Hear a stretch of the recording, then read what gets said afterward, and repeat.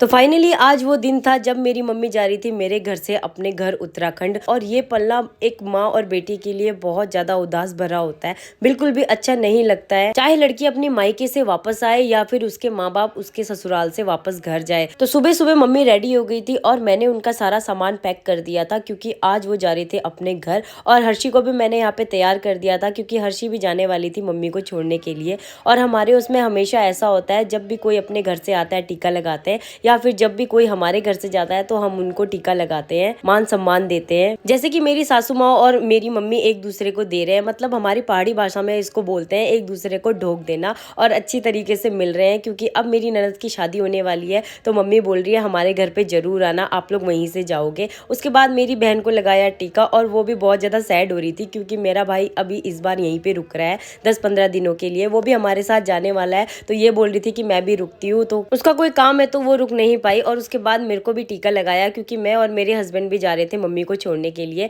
मेरी देवरानी भी मेरी मम्मी से मिल गई थी और मम्मी कह रहे थे अपना ध्यान रखना और छोटे बेबी का भी ध्यान रखना। उसके बाद आई थी मेरी ननद की बारी क्योंकि अब उनकी शादी होने वाली है ना। तो ये सब देख के वो बहुत ज्यादा सैड हो रही थी और बहुत ज्यादा रो रही थी क्योंकि अब इसके बाद अगली बारी मेरी ही आएगी। मेरे मम्मी पापा भी ऐसे मुझे बिटोला देने आएंगे और वापस ऐसे घर जाएंगे तो बिल्कुल भी अच्छा नहीं लगेगा। वो ऐसा बोल रही थी। लड़कियों का ना ऐसा ही होता है, पता नहीं भगवान ने क्या रीत बनाई है। बचपन से जिस माँ बाप ने पाला और जिसने बड़ा किया, फिर एक दिन उसकी शादी करके वो दूसरे घर चली जाती है